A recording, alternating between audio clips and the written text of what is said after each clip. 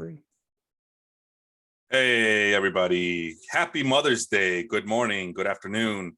You're listening to the Total Basis podcast. With me, as always, is Sean Flannery. Sean, how you doing this morning? I am good. I'm excited for this episode.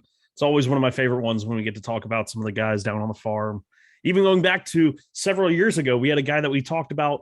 It was probably in 2019, I think. And we talked about Sean Jelly and 6'11" starter. He was probably an A-ball AA at the time. And we're like, hey, this is a really cool guy. He's 6'11", he gets nothing but ground balls. Made his debut, I believe, Thursday night or Friday night. And he was just optioned today. But, hey, he made it to the pros. It's a guy we talked about a long time ago. And I'm sure most of the guys we talk about today will find themselves in the big leagues sooner or later. Yeah, and that's the fun part. I mean, this is always a fun show because I don't know, just something about looking into who's coming up next, and it's kind of irrelevant because I don't know about you, Sean, but it feels like we've seen so many young, what do you call it, highly anticipated baseball players get called up a lot sooner than what we're used to. Royce Lewis this week, Jose Miranda for the Twins as well. The fact that Julio Rodriguez made it to the big league club right after spring training was kind of shocking to me because I wasn't expecting that. MJ Melendez, so guys like that. Now those are the more known commodities in terms of the minor league players. So, but you never know. I mean, the part of the other fun about this is looking for those guys that are not as hyped up. And Sean, I know you have you must have received it not too long ago, the spreadsheet that we're going to be using for today's episode. Yep. And I looked at some of the class there that we talked about from previous years, and I see Josh Lowe. I mean, he hasn't panned out, but he made it. Still out. He made it. He did make it. Joan Duran was one of my guys. He went from being a starting pitching prospect to now someone that the Twins are relying upon as a reliever. Clark Schmidt, who we know. I think Helio Ramos even got called up, or did I dream that? No, he was up. He might still be up, honestly. But yeah. I do know he was up. Pavin Smith, that was your guy. So Jonathan India, that's an interesting name because he was kind of forgotten, and I think he was one of my guys that I picked. And I was like, don't forget about Jonathan India. He's a fallen star, but don't forget about him. But the real inspiration came from last year's minor league show where we said, let's screw the rankings. Because the problem with the rankings, Sean, as you know, is that they're both subjective and they're dynamic. Yeah.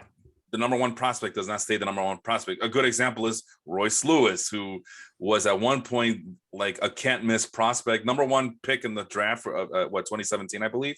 Yeah. And he went from being like number one, number two, number three, and due to struggles and injuries, he fell down to 62, 70th around there. Yeah, he had a really rough 2019 season in the minors. And then 2020, of course, was a lost season for all minor leaguers.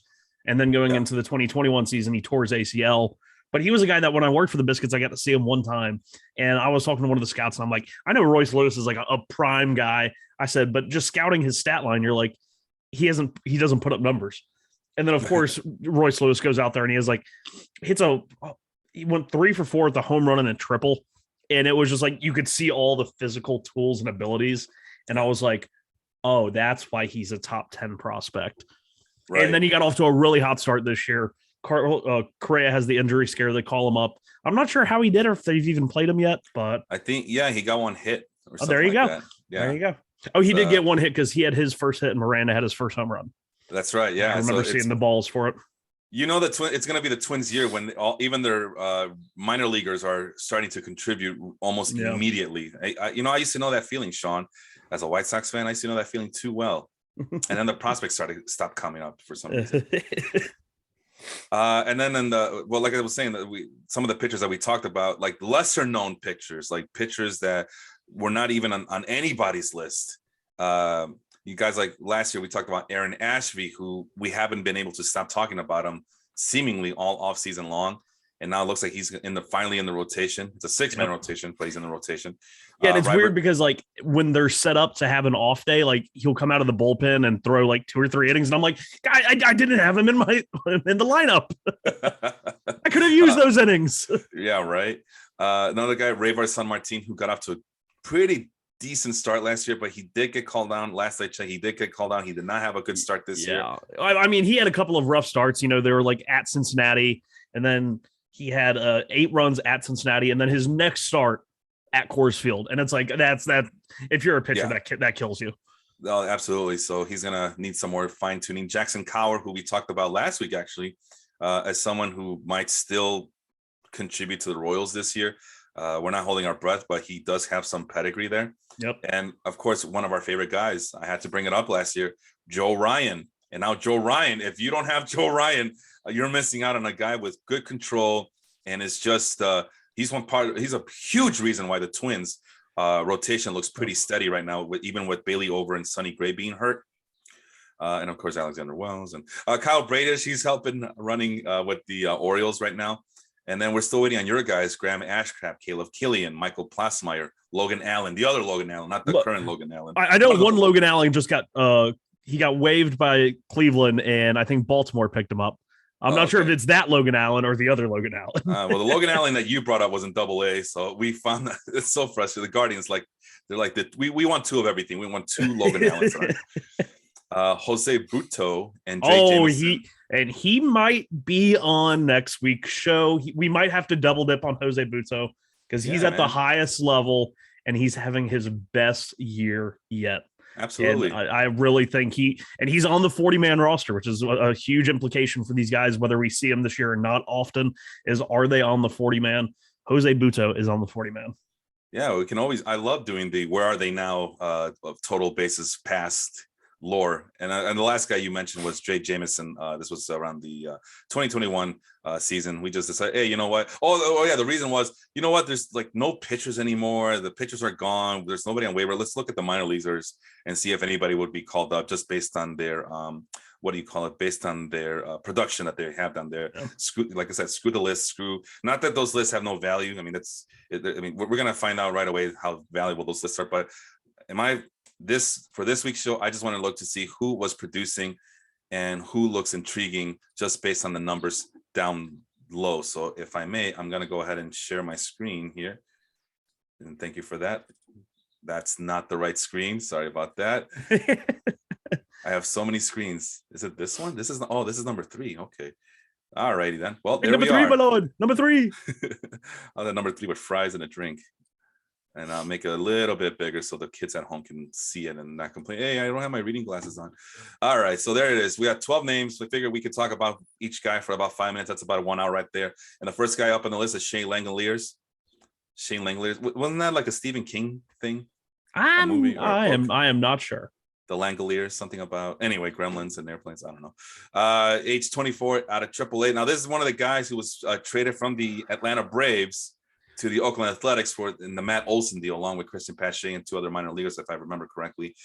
He's a catching. I figured, well, let's put him up on the board because, as you know, Sean, catchers, there's not a lot of out there. We complained about pitchers last year. Catching has just the cupboard's bare, man. I remember when Tyler Stevenson was hurt earlier in the year with a concussion, and I'm like, okay, no big deal. Musical chairs at catcher.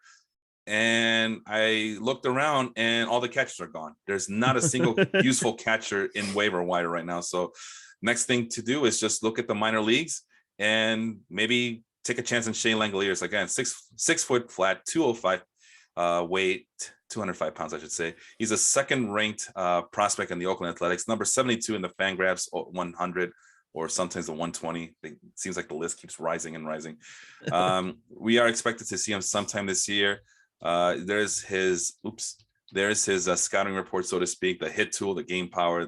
So the power is a part of his game, and he's a pretty decent fielder, lighting up the minor leagues right now as of Thursday's stats with a 480 WOBA and a 185 WRC plus. And here's what we have so far in terms of my attempt to do a scouting report on the guy. He has shown good power in the minors, has limited strikeouts in 2022, can lift the ball consistently, but does he have fluky home run power? Because I remember seeing some of the batted balls, Sean, and I wanted to ask you about this, but let me see if I could find it. It might have changed since Thursday, but he has a double-digit pop-up rate and a 33.3% home run per fly ball rate. Are those numbers concerning to you in terms of the power there? Well, it's also down there in AAA in the PCL, so I'm expecting elevated power numbers, which you're talking 11 home runs in 26 games. There's a lot of noise there. And it makes me think it is a lot of the PCL. But Langley's is a guy who I've always been very kind of sketchy on his hit tool. When you looked at him in 2021, the majority of the season he spent in Double-A, and he had a strikeout percentage of 26%. And, it was a good slash line. It was a 128 WRC plus, but 258, 338, 498. And I'm like, is he going to make enough contact? Because if you're in Double-A and you're striking out 26% of the time, but I did hear that their ballpark in Mississippi, the Mississippi Braves, was extremely, extremely pitcher friendly, and that his road splits were drastic. Anytime he would leave that ballpark, he did really well. But then I think about, okay, so he got out of a good ball or a bad ballpark for hitters. Now he's in the PCL, which is a great ballpark for hitters, and he's doing great. What happens when he comes up to the big leagues and he has to hit in Oakland? I'm a little skeptic, but he's definitely kind of pushing away some of my doubts with this extremely good start. And to see the strikeout rate come down almost like 10% is extraordinary. And this is a very tough player to pick from the litter here for myself, because I'm the guy who says don't trust any catching prospects; they'll only let you down. But I've also been saying in the past year, hey, you know what? With the way the game is going right now, you may not have a choice but to trust them. I mean, I was high on Kyber Ruiz, Adley Rushman. I was encouraging everybody, hey, draft them. You never know. Might as well go for it.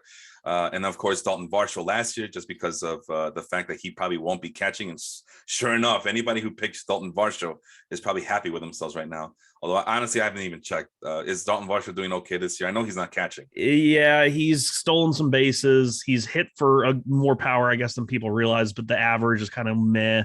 He hasn't really gotten hot, but he's basically playing everyday center field. Has only caught, I think, a couple of games.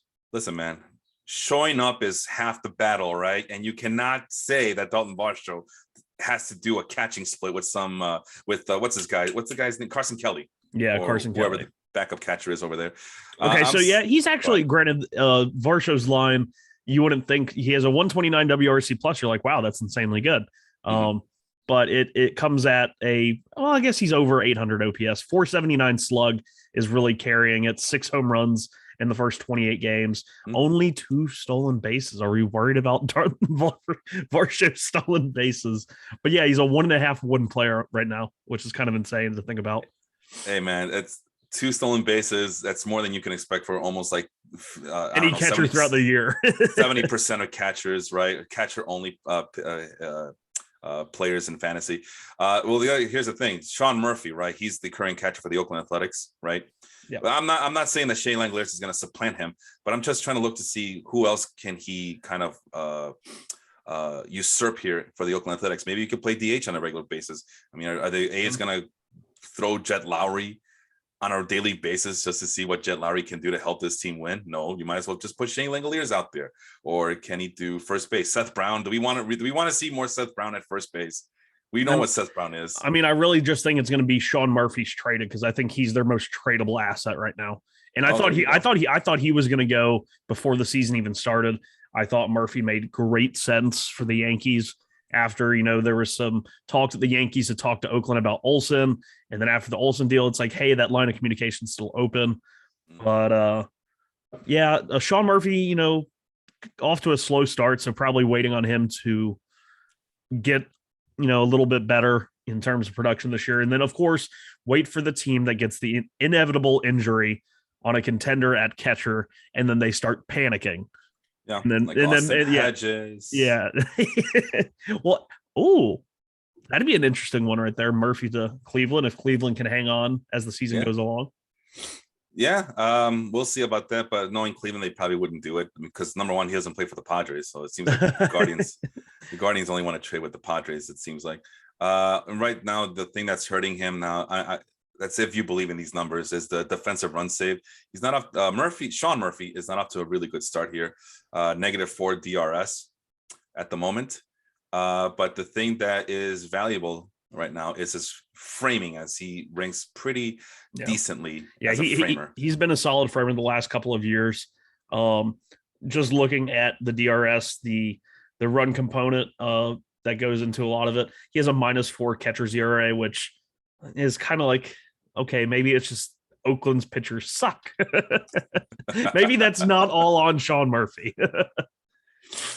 And I just wanted to check one more thing, because I'm out here on my high horse, talking about how bad catchers are. I'm telling you, I couldn't find one to replace. I found Max Stassi, hoping that some of the StatCast numbers were kind of turned into production last week or a couple of weeks ago, and that didn't work out too well for me. All right, so we got MJ Melendez, but again, that's a prospect. Go out and get MJ Melendez, because you never know. Ryan Jeffers, do we want to trust Ryan Jeffers? Where even isn't Jeffers not in Minnesota anymore? He's still with the Twins, man. I thought he got traded. Yeah, we all thought he did, and no, he's still with the Twins, trying to figure things out. Oh, that's what it was. We thought he was going to be a solid. They were going to bump him up to be a starter when they traded Garver to Texas, and then not even 24 hours later, they traded for Sanchez. Yeah, that's right. And Jeffers is playing every other day if he's lucky. Francisco Mejia for the Tampa Bay Rays. Do we want Francisco Mejia on this? I know he's off to a good start, but we've, very been there, done that. Been there, done that. Actually, right? With Zunino being like terrible for Tampa, Mejia might get more and more playing time. All right, so there you go. We got one guy who's available out of 3 so far. Jonah Heim. I know we talked about him last week, but I believe he's still part-time, right? So, I mean, how many teams are using a primary catcher though? I mean, that's it's going the way of the dodo bird. So yeah, okay, but Sean, it's relative, right? So is Jonah Heim going to play every other day and do a complete split, or is he going to do once every 4 days, which is what he's doing right now? He'll play 2 games like once every 3 days, 4 days, 5 days, and then it's a lot of dotted lines that I'm seeing here that of him not playing. Let's see, the Danny Jansen's on the IL, but is he coming back soon? He had an oblique injury. He was off to that hot start, got an oblique injury, and those are usually kind of iffy. So we'll trust him? Because it looks like I have always liked Danny Jansen. Yeah. If he's healthy and he was playing, he was getting the majority of the playing time at catcher in Tampa, especially because he was hitting well. But yeah, it's just how he comes back from that injury. We'll see. Let's see, and then the Shane Langoliers is getting a bump in according to CBS Sports. He's getting a bump in ownership rate. He went from 6% to 7%. It's not a lot, but there might be a trend going upwards. Otherwise, go with some old veterans like Tucker Barnhart or Martin Maldonado. Hey, those guys will always be around on the waiver. Yeah, so good luck with that. And I'm sure there's other guys that we haven't mentioned, like who have been dropped, like the Gary Sanchez's of the world. He's available. Go get him if you want him. Zach Collins, Austin Nola, Carson Kelly, Joey Bart, Sean Murphy, who we just talked about. So you can go with the safe veterans in this situation, or you could just roll the dice and put Shane Langoliers on your bench and hope for the best, right? Either way. Let's move to one of your guys, Tristan Cassius, who's probably the highest ranked player on this list. Yes, no, he's not actually. Wow, okay. But he is the highest ranked player in terms of team rankings. He's the number 1 prospect with the Boston Red Sox, and that is Tristan Cassius. So let me quickly go through what we have on the spreadsheet. 22-year-old AAA. Go ahead. I'm sorry. Well, Francisco Alvarez will also be the number 1 when Fangraphs finally gets around to doing the Mets. There is not a doubt in my mind he will be the number 1 prospect of their team. But yes, Cassius is also a number 1 for the Red Sox. Go ahead. Oh, absolutely, yeah. There's no doubt about that. That's one of the frustrating things is with going with Fangraphs is I did not realize that they were still. Yeah. I don't know. Maybe they thought that the lockout was going to last forever. I've seen them like in years past, like go until like early May, but it's like a week into May and there's still like a handful of teams that haven't been done yet. So I thought that was interesting. You know what they need? They need us to just quit our day jobs and help them with their minor league prospect reports. They still have 10 teams to go. 10. That's a third. Yeah.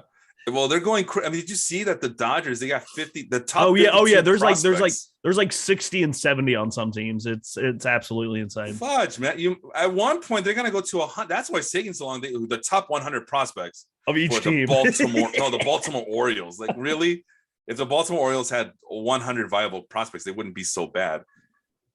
Shoot, man. Baltimore this year has 45. 45. Holy crap! Yeah, 45, and that's not including like the little blurbs they do at the bottom for pitchers. Young pitchers, young hitters, whatever. Bro. Yeah, that's. Oh man, it really is amazing what they do, but it's like holy crap. it's a lot of information to take in, but hey, we're using it right. It's viable, it's useful, it's important. So I mean, more power to them. But hurry up. We want our team rankings, damn it. And I do. If you guys can hear my baby crying, I do apologize for that. Happy Mother's Day. I appreciate my wife taking care of the baby on a Sunday morning on this glorious Mother's Day. Happy Mother's Day to everybody. If I didn't mention it already, happy Mother's Day to your mother, Sean. Oh, thank you. I didn't mention it already. I already called her and texted her. I saw mine yesterday because I'm not coming over on Sunday. So it's either today or tomorrow. And my mom's like, well, fine, just get it over with. And I'm not in a celebratory mood this year, so I don't know. Anyway. As Sean was mentioning, Cassius, number 1 prospect for the Red Sox, number 17th overall in the Fangraphs top 120, 125. They say the Fangraphs top 100, and then they keep putting players like who's the other? Like your guy right here, Vinny Pasquantino, number 113. So I'm just gonna say that they're up to 125 at this point. Cassius is an ET at 2023, but I don't know, Sean. He's coming up this year. Yeah, there's no way in hell he does not play for the Red Sox this year. I will put money on it, and somebody can come collect if they want to. That's what it's looking like. But the Red Sox are playing Franchy Cordero at first base. I didn't realize he was still in the league. Yeah, I mean, I like Franchy Cordero. I mean, he was funny. He hit the ball really hard. He ran really fast. But I guess he's put on some weight and he plays first base now. That was a very interesting Padres outfield for a while. You have Franmil Reyes, Franchy Cordero, Hunter Renfroe, and I'm missing a guy. Probably Miguel for the Rays now. Manuel Margot. I was going to call him Miguel Conforto. But no, Manuel Margot. And who knows? I'm probably missing a bunch of other outfielders. But yeah, and not a single one of them is with the Padres at the moment. So like I said, it's dynamic, right? Just because you're a top highly ranked prospect for your team doesn't mean you're actually going to be there when the team gets good. Anyway, so here's Cassius' scouting report according to Fangraphs. Good hit tool, great power. With great power comes great responsibility, right, Sean? Yeah, there you go. And a 55 future value, hitting the ball pretty well in the minor leagues at 369. WOBA 123 WRC plus. And here's what Sean had to say about him. Light tower power, can shorten up with 2 strikes, and he has a clear path to playing time in the majors, as you mentioned, with Franchy Cordero. Yeah, I mean, Bobby Dahlbeck was the guy that they really wanted to give the position to. Yeah, he's gotten off to a rough start, and then they've tried a couple of different guys over there, and it's just really not working out. And when I'm going to go ahead and you just put this out as the disclaimer for those 6 guys I picked, I had a couple of criteria that I wanted them to meet. I picked them out on, I believe it was Thursday or Friday. So it has changed a little bit, but I wanted all of my guys with how, funky early season numbers can be. I wanted to see the guys that were at least a 125 WRC plus, 25% greater than their league's average for, each individual minor league. And they had to have a below 300 BABIP. I wanted to see the guys that were maybe getting a little unlucky, and especially with some of these guys who we know have great quality of contact, guys like Tristan Casas, Francisco Alvarez, who we'll get to later. All of these guys were sub 300 BABIPs. And so these are guys that, even though they've gotten off to maybe good starts, are going to get even better. And Tristan Casas is one of those guys who I put in the blurb has light tower power. I'm beginning to think he doesn't want to hit for that light tower power. He is rather, he wants to have a competitive AB. He's walking nearly 15% of the time, striking out only 23% of the time. And this is with a exactly 300 BABIP. He's batting 257, 370 on base, 475 slugging. He has the power in him, but I think he's more Joey Votto. I think he just wants to work the counts. And then when he gets to 2 strikes, he's trying to get on base. But definitely, especially with that lineup, if he can get pushed into it and be around the guys like Xander Bogaerts, Rafael Devers, JD Martinez, he could be a huge impact player. I like him. I like Tristan Cassius, but of course, I'm always worried about the left-handed hitters, as you know. Of course you are. There's a big boy. The other thing I noticed about our list here is that you would tend to go after the little guys, and I tend to go out for the big hulking masses. Hey, my 2 first basemen were big dudes. Well, I'm talking about in years past, you've done that before, and then it's always the reverse where I pick the big guys. And look at my guys here. The tallest guy is 6'2". The biggest guy is 6'2", 224, Luis Garcia, who we're going to talk about in a bit. And then your guy, 6'4", 6'4", 6'2", 6'4". Got a bunch of 6'4" dudes out there. Well, Francisco Alvarez is only he's listed at 5'10". I don't think 233 pounds. He's built like a tank. Did I tell you the story about they were trying to use the pitch comm with him in spring training, and Buck Showalter? I think it was a joke, but with how Buck sounds, you don't really know when he's joking and when he's being serious. Yeah. He said they tried to get the pitch comm for him, but it wouldn't fit on his forearm because it was too damn big. The forearm was. That's pretty funny. But now I was going to say my biggest guy is 6'2", 224, Luis Garcia, who we'll talk about, assuming that we're done with Tristan Cassius. But yeah, 6'4", 252-pounder is Tristan Cassius. I like him a lot. Even if he's left-handed, it's okay. I'm not going to hold that against him. And there's a lot to like here. And never mind the 2023 ETA. I'm also on board with you, Sean. He will be called up sooner rather than later. There's a lot to love about the kid.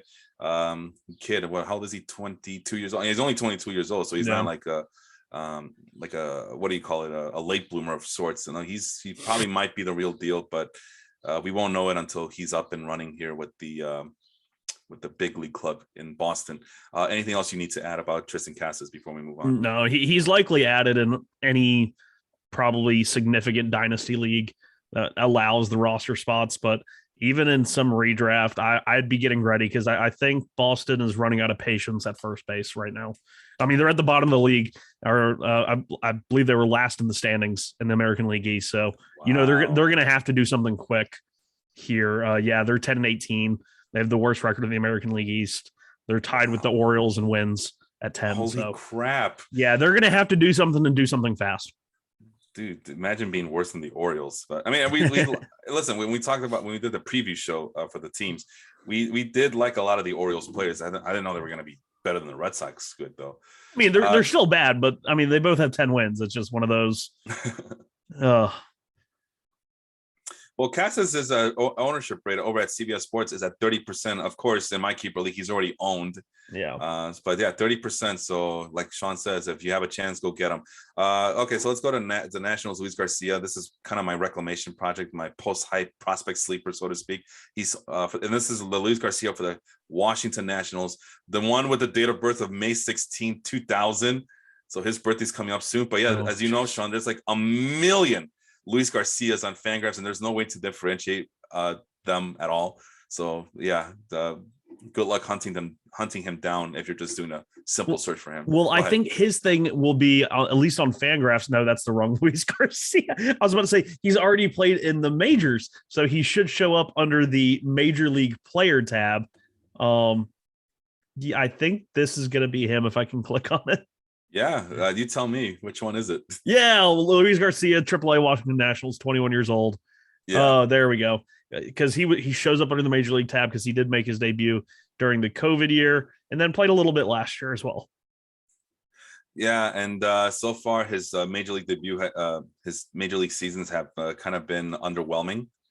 So a lot of work to do, but in the minors, I mean, he crushes it. So second baseman, 6'2", 224 pounds. So he's kind of, I don't know if I guess that's pretty big for a position. I mean, it just looks big because all my guys are kind of short and small. I mean, 6'2", I've seen him and at least on TV. Yeah. I'm not sure he's 6'2", but okay. That he might just be getting a little generous call there. Okay. All right. Well, the Nationals are cooking the numbers. I get it. Left-handed hitter. And now these are this is from the 2020 report. It looks like because he's already considered a graduate of the prospect system over at Fangraphs. So this is the 2020. In 2020, they had him as the number one prospect for the Nationals, 81st overall. With the ETA of 2021, which actually did happen, right? Yeah, 2020. Yeah, he came up during the COVID year. And his his big thing was that he had the hit tool, some latent raw power, not a lot of speed, but his future value was going to be 50. And like, of course, it didn't show up in the majors, but right now he's at 454 WOBA, WRC plus of 178. And here's again my attempt to be a scout here. Disappointing in the bigs, free swinger, has a really high ground ball rate, has shown the ability to get on base and be productive in the minors. He does a good job limiting his strikeouts. So the Nationals aren't going anywhere, right? They might as well just see if Garcia can figure things out in the minors and then eventually call him up and see if he can get some more time in the majors to see if they can finally get him used to big league pitching. Right now they have Cesar Hernandez as a second baseman, and it's only a matter of time before they say, you know what, we're not going anywhere. We better start looking for the future. We're in dead last. We're worse than the Phillies, goddammit. And then who else would be an option for the Phillies here? I'm looking D Gordon, another veteran. Yeah, and no. Yeah, no. So what we have here is a second baseman who could potentially hit 20 plus home runs if it all works out well. At least that's my estimation. What do you think about that Luis Garcia kid from the Nationals? I don't know. I think like you said in the Fangraphs blurb, it says he has remarkable bat control, which makes me think for his profile, which is the free swinging nature, as the blurb also says, probably not a good thing. He's one of those guys, almost like Keibert Ruiz, who is like, oh, if I see the ball, I can hit the ball. And that leads to a lot of unproductive outs. You look at his batted ball page, and like you said, lots of ground ball percentages, basically never goes beneath 50. And that's like, you're playing into the pitcher's hand. The guy throws the pitch and you might be able to hit the pitch, but it's not the most hittable pitch. And unless he gets out of that, I don't buy him gaining much power. Maybe he's just an average, high, or solid average, low on base. I'm skeptical of Luis Garcia. I'm not a huge fan. Yeah, and I'm usually not a big fan of that either, but he's still only 22 years old. He'll be 22 in later this upcoming week. So, and the Nationals aren't going anywhere. I mean, but there has to be some sort of like aha moment for a guy of his pedigree. At least that's the hope, and that's why I picked him. And he's off to another good start in AAA right now. And we've seen hitters, and that's something I'm trying to be better at, is have more of an open mind to these hitters. Hell, most of those guys live in the White Sox, the Tim Andersons of the world, except that this guy can actually, like you say, he does a better job controlling the strike zone. And the reason he's such a free swinger is, the reason he doesn't strike out a lot is because he is a free swinger and is able to make lots of contact. At least that's the thought process here for a guy who is able to do that, not strike out as high of a rate as many other major league hitters do. Basically, he's the 2014-2015 Kansas City Royals, right? Yeah, basically. If you put 9 Luis Garcias on the field at one time and transport them back to 2015, they'll beat the Mets, right? Maybe. I mean, or if anything, they'll probably be, a bunch of Houston Astros players who know which pitch is coming, right? I mean, if Luis Garcia does develop power, that's the way this profile works. And that's like why I'm more agreeable to Keibert Ruiz right now, is because he has shown that ability to really tap into his power more often. But if it's no power and it's low on base, it's hard for teams to really justify it now. Yeah, absolutely. So I'm literally just going after the upside here. I mean, there must be a reason why he was the number one prospect at one point in his life, and it's kind of like the Jonathan India thing, right? I mean, Jonathan India was at one point the number one, but Jonathan India has better skills. Yeah, that would be the counter argument. Well, Jonathan India has better skills, and it just needed to stay healthy. And well, we're seeing it. He's not staying healthy now in the majors, right? He's that lingering hamstring injury won't go away. Yeah. So that's Luis Garcia. Again, power hitting second baseman. Potentially, I should say, but yeah, has a lot of holes in his game, but still intriguing just because of the former prospect pedigree. All right, Vinny Pasquantino for the Kansas City Royals. That was your guy, right? Vinny? That was the guy. Okay, I just want to make sure. Sean's guy. He's age 24, a little bit on the old side over at AAA compared to everybody else on this list. First baseman, another first baseman from you. 6'4", 245 pounders. Left-handed hitter. Look at you, man. You're going after the big hulking masses at first base. As Sean mentioned earlier, there's still no team rankings. for Fangraphs for the Royals, but he is the 113th ranked prospect in their top 130. You notice I keep raising the number there. ETA of 2023. And here are the tools that he has so far. Really nice hit tool, very high end, high potential hit tool for Pasquantino. Power is right there. I mean, not as big as Cassius, but this is right there for a guy of his pedigree, although the game power is still a work in progress of apparently 40 out of 50. Not really fast, but you don't get a big hulky mass like that because he's fast or because he's a good fielder. He's fielding at 50-50 right now. Hey, he has three stolen bases this year. I am kind of shocked by that. And in 2021, he had 6 stolen bases and wasn't caught once. So he might be one of like those little sneaksters. He's a big guy, but he might sneak one on you. Oh boy, they might need to update their report card there. No, I definitely believe he has like 20 grade speed or whatever they say he has. Or no, if he's stealing 6 bases, he might 25 speed. Give him 30. Come on. You want to? Okay, yeah. Wova 391, WRC plus 137, and the last thing that Sean put down here, again, not surprisingly, Sean goes after those great discipline guys. Great discipline, strikes out as much as he walks.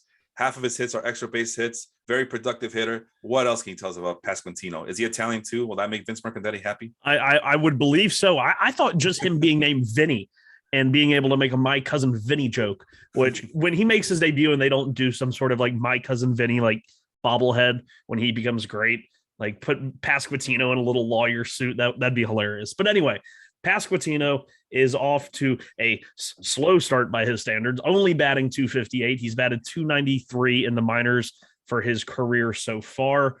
And like you said, it's nearly a 1-to-1 walks to strikeouts, 109 to 117. And while he might not be the traditional home run power threat from a first baseman, he hit 24 last year amongst 2 different leagues between AA and high A. But half of his hits in the minor leagues have gone for extra base hits, buoyed by 60 doubles, 6 triples, and 43 home runs. And this is a guy, like I said, he's got great back control, great discipline, and he does have a little competition here between him and Nick Pratto. But when you look at the first base DH situation for the Kansas City Royals, you're basically talking a revolving door of like Hunter Dozier, I think, is playing some first base. Carlos Santana is still getting a lot of playing time at DH.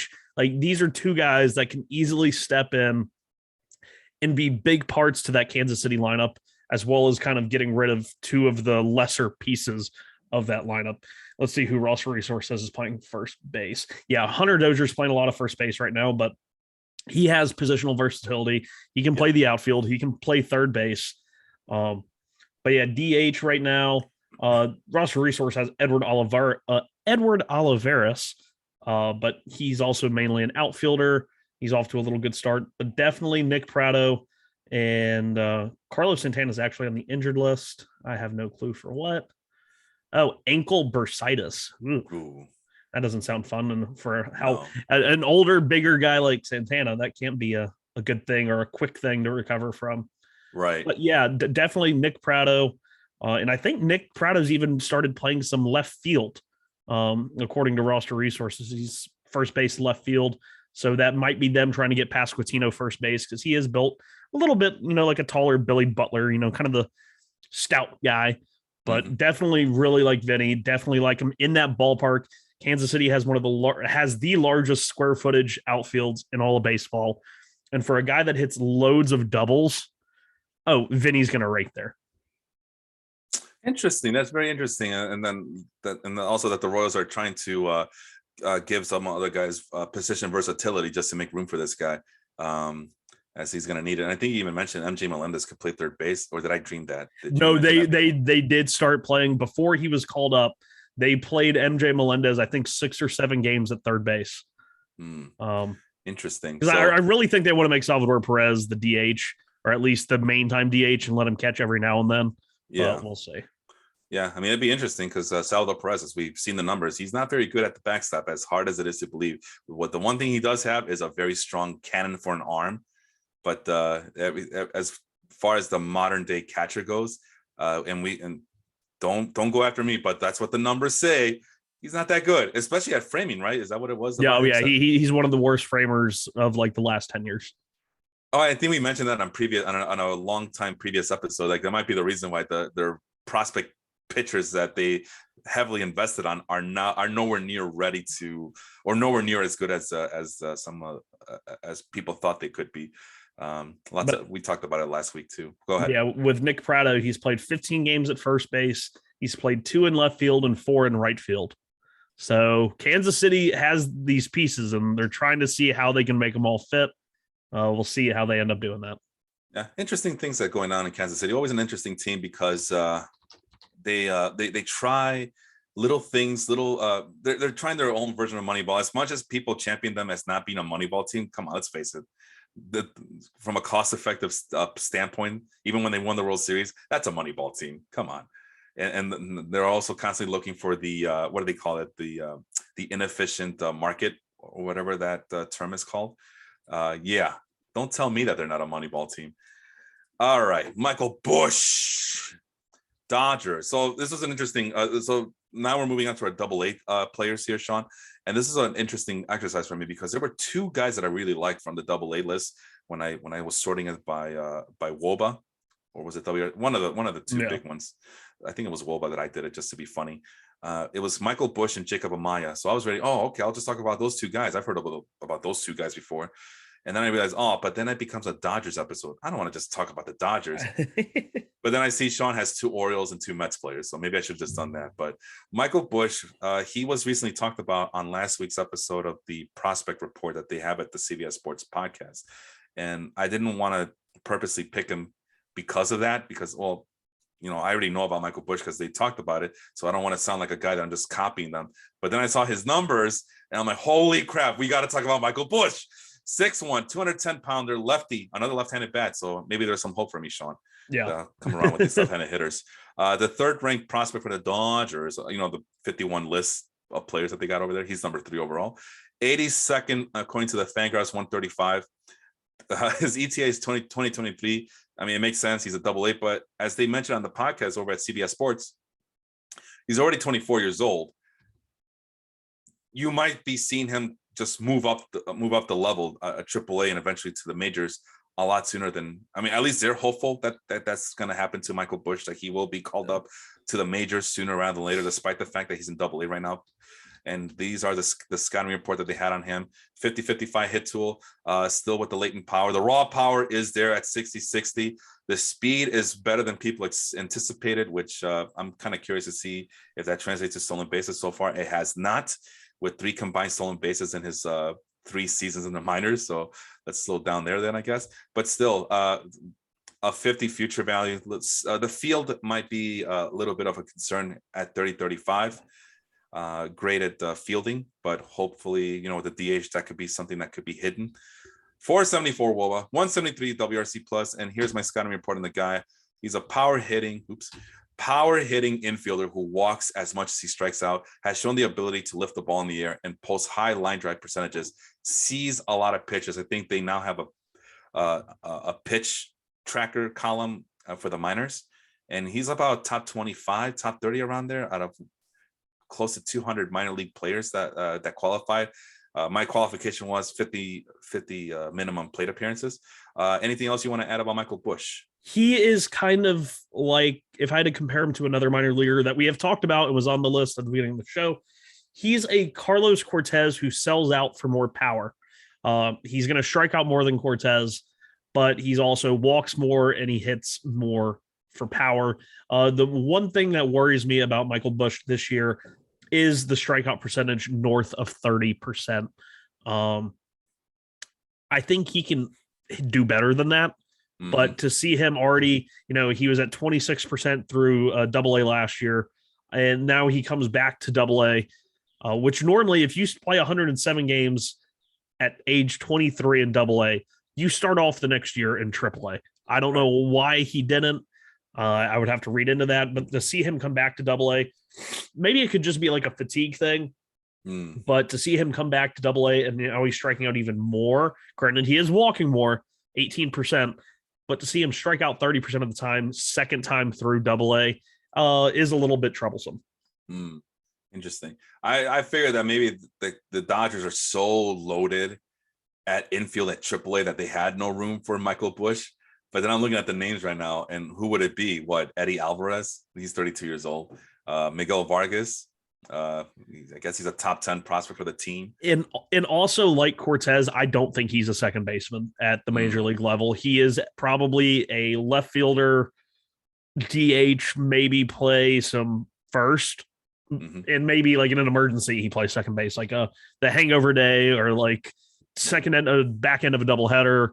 Sure, but I don't think he's a second baseman at the major league level.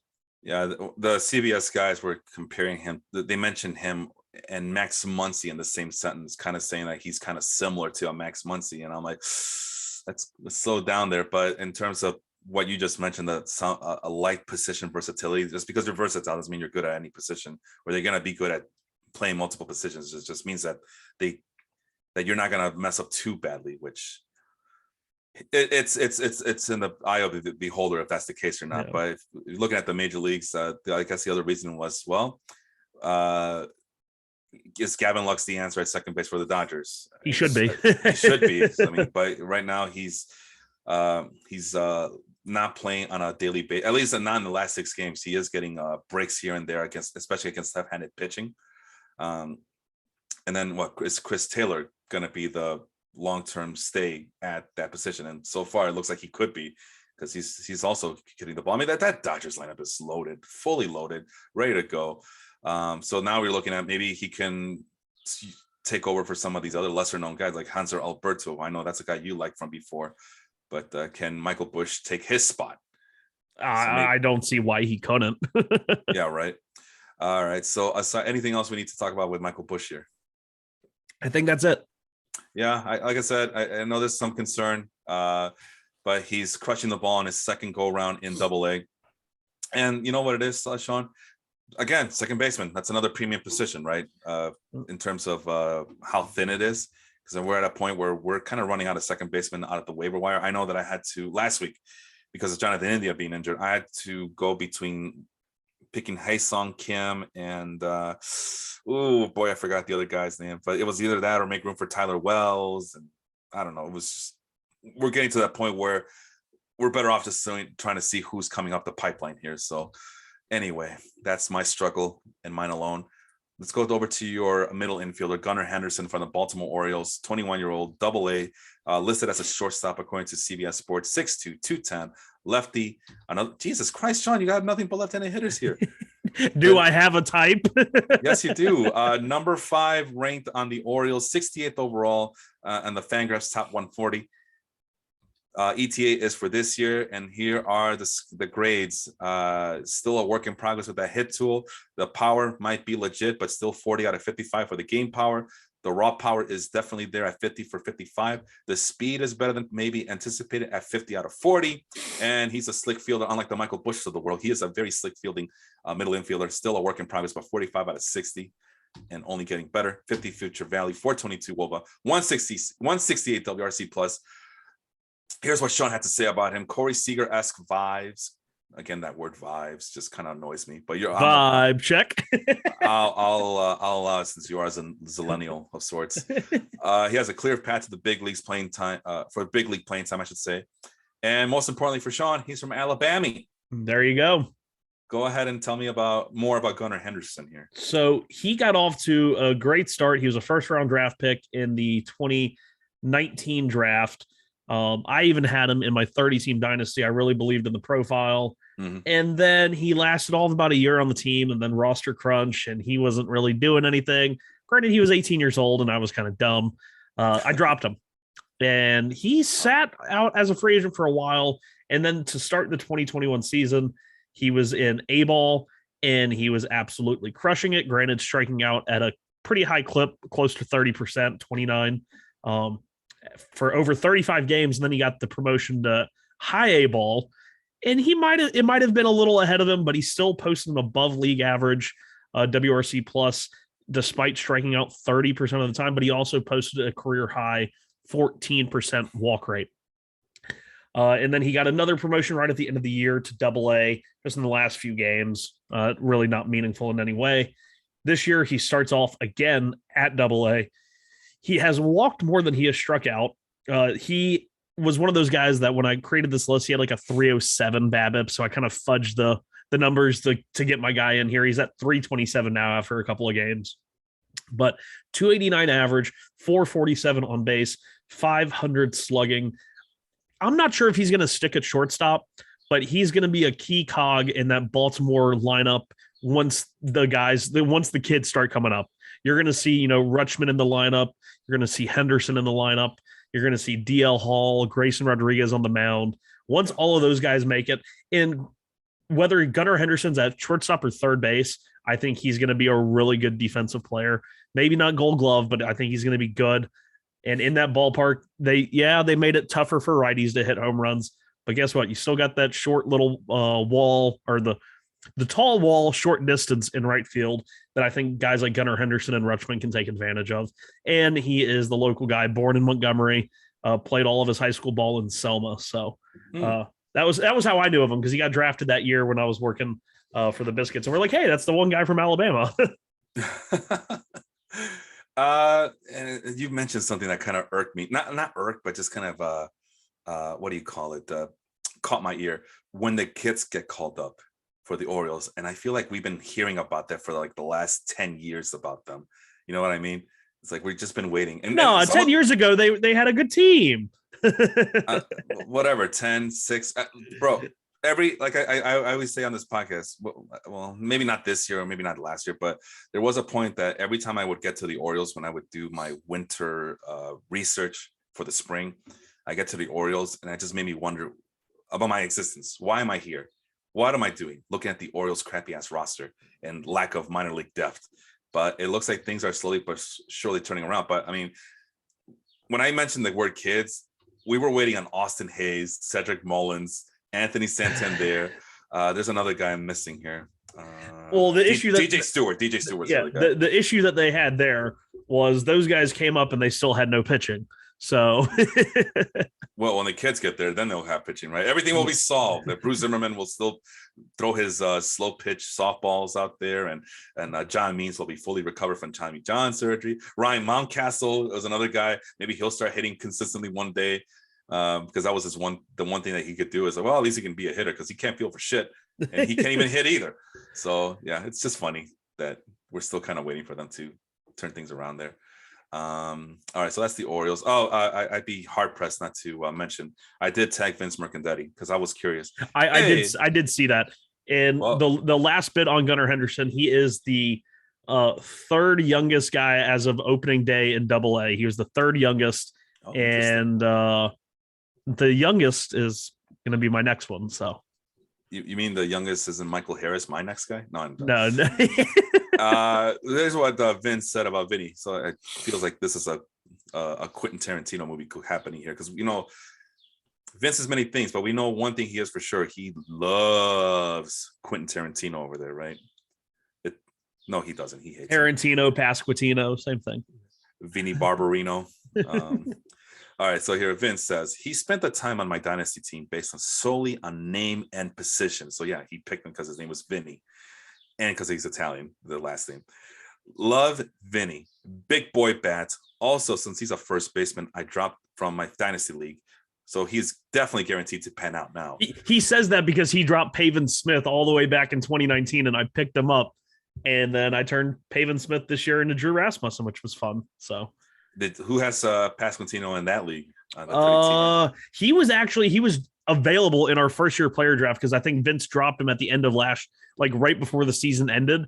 So nobody could add him, but he was available in the first year player draft. And when it got back to me at 24, I was torn between either Stephen Kwan or Vinny Pasquantino. I had 24, 27, and then 2-1, I think. And I was like, okay, I'm going to get Kwan at 24, Pasquantino at 27. I picked Kwan at 24, Pasquantino went 25. And I was like, God damn it. So close. And I asked the guy, I said, would you have picked Kwan if he was available? And he said, yeah. And I was like, okay, I made the right pick then. So is this a guy that we know? Is this a guy No, that is I don't think it Okay. was. I'd have to go back and look, but I don't think it was. All right. Well, the fact that you doesn't matter, I guess. All right. Moving on. Michael Harris is second from the Atlanta Braves of the Harris family. Double A center fielder. Michael Harris is. So I mean, they just got rid of Christian Pache. So maybe now it's Michael Harris's job of the future. We'll see. It's a little guy for when we think about center fielders. I mean, I think Byron Buxton's about 6'2", 6'4", right? If I remember correctly, he's not a little guy like this guy is, but 6 foot flat, 195 pounder, left-handed bat. Buxton 6'2". Okay, well, still taller than Michael Harris a second. And this is the 2021 report. So I'm just going to assume that at that point, Michael Harris was the number 4 prospect for the Atlanta Braves with an ETA of 2024. And the hit tool still a work in progress, 35 out of 55. The game power is still a work in progress, 30 out of 55. But when he's doing batting practice, people love him. 55 out of 60 raw power, 55 speed, which is much better than the projected 50 graded speed that people were expecting of him. Decent fielder at 45 plus future value, 405 WOBA, WRC plus of 148. And there's a scouting report, speedy outfielder with some pop in the bat, can limit strikeouts, has a very high ground ball rate, but can post high line drive percentages as well. And he's able to spray the ball to all fields. Michael Harris is second. What do you have to add about him, Sean? He's a guy who I really haven't looked at the stat line all that much until just now. Okay. And I'm a little thoroughly impressed. And I go and I look and I see that this year, he's off to a hot start and he's not striking out a whole lot. I mean, he had 22%, which is high for the level, but not like sound the warning bells. But he's also posting, a solid, not too high, 11% swing strike rate. He's not hitting a load of ground balls. He's 46%, which as long as you're not over 50 at that level, I can work with you. And he has posted 50 before. Yeah. Oh, okay. Okay. That's why I put down what I put down. And I think the strikeout percentage when I was doing this through Thursday stats, I think it was still below 20%, and the ground ball rate might have been above 50% at that point. But so a lot can change in the last 48 hours, right? So yeah. And then last year he had 27 stolen bases and only caught 4 times. This year he's stolen 10 and caught 2. So I'm really wondering how he has that 55-50 speed, because it seems like either he just isn't the fastest and he's just got those great instincts, but I don't know. That's what I'm thinking. Yeah, I mean, because that's a weird thing, because to steal 27 bases and only be called 4 times and have 50 speed, that's kind of interesting. I'd like to see what his it's because usually that's based on like your home to first to third times, but we'll see. Yeah, and then he's hitting for more power this year. I think when I was doing the math, my math could be off, but he was projected to hit 20 plus home runs, and he's projected by my gory math, he's projected to get to 30 stolen bases. So we have a potential 20 home run, 30 stolen base guy in our hands that no one knows about because he's not on any highly ranked prospects list this year, at least not that I know of. I think he's in somebody's top 100. I'm not sure whose. I think he is though. All right. Like I said, I'm only using Fangraphs. He wasn't on Fangraphs. But that's the 2021 graduate report, or not graduate. Sorry, the report from 2021. So I'm kind of curious as to what the current. I didn't check the current. I only went to his page and I saw what I saw. Right. Okay. But since we're talking about it, let's look to the Major League Baseball top 100. Michael Harris is the number 1 prospect for the Atlanta Braves. Yeah, according to their pipeline. So maybe you're right. Maybe he is known. Now, where does he rank in their top 100? I have no idea. 55 future value according to Major League Baseball's pipeline website. So they obviously like him. I guess a little bit more than the Fangraphs one, or it could be that they're not done with the Braves report. They haven't done. The only National League East team they've done is the Phillies, and he's not popping up in the board for the top 100. So interesting. Not that I can find him. All right, here we go. Michael Harris. Oh, okay. Your guy Gunner Henderson, number 62 ranked according to the Major League Baseball pipeline. No. Michael Bush, 65th overall. I'm just Shea Langoliers, 57th overall. And then there's our guy Michael Harris, 63rd overall. So all the guys that we're talking about, they're in the top 55. I'm sorry, the top 70 in Major League Baseball's prospect website. Okay. So yeah, Fangraphs, you're messing up. Be more like Major League Baseball. But actually, listen, please don't. So yeah, continue to sell low on these guys. But you know what it is, Sean? I just wanted to be consistent, right? So I didn't want to look at 20 freaking websites. So, but we could definitely do it here for the show. But if I were to do it when I was doing the research, I think I would have gone crazy. Yeah, and I'm not like I just vaguely remember like either Prospectus or America. Like I remember seeing his name higher up, and I was like, why is he that high? But that was probably several months ago, and I've already forgotten where. Jesus, that's just out of curiosity. The Brave, they're not done yet. So we're missing the Braves report. So maybe that's why the 2021 report shows up here. So that's just a disclaimer. I mean, if you want, I could look at Michael Harris over at Pipeline, a Major League Baseball's website. 55 hit tool, 50 power, 60 run. There you go, Sean. 60 run. Yeah, like I said, I think there's some sketchy reporting on Michael Harris's speed based on his stolen base success rate. Hey, you know what? That's why you listen to this freaking show, right? So you can get the scoop on a guy like Michael Harris second. All right, Francisco Alvarez. That's the big name on the board here. Obviously, Sean's guy, he has a Mets bias, but it's a good bias. 20-year-old AA catcher. 5'10", 233-pounder, built like a tank, as Sean mentioned earlier on the show. We're still waiting for the Mets prospect reports to be done over at Fangraphs, but for now, he's on the Fangraphs top 150 at number 7 overall. 2023 ETA. Let's see, hit tool of 40 out of 50, game power 45 out of 60, raw power 70 out of 70, the highest on this 12-person list. The speed better than we anticipated, 45 out of 30. Get the hell out of here. No way. No, that's not going to be it. You don't think? I don't know, man. I get excited when I see a big catcher like that having better speed than people anticipated. I want to know why. 60 future value, 353 WOBA in the minors, 123 WRC plus, and this is a AA. Sean said that he's the youngest hitter in AA, catcher with plus power and a plus hit tool. Go ahead. There's a small caveat to him being the youngest player in the AA East because he's actually tied to the date with Orelvis Martinez, another top prospect. He had a great spring training for the Blue Jays. Is off to a rough start in AA this year, but both him and Orelvis Martinez were born on November 19th, 21, I think 20 years ago. Or I don't want to do the math. But when I saw that, I was like, wow, they were tied. And then Gunner Henderson was the third youngest in AA East as well, or the Eastern League, which it's now back to being called after a year off of that. But Alvarez, he was, I mean, obviously he's a top 10 prospect in all of baseball. Yeah. He has the power to not only pull the ball, but much like Pete Alonso, that's not his, like when he's going, all of his power is to that right center field. And it's like almost effortless.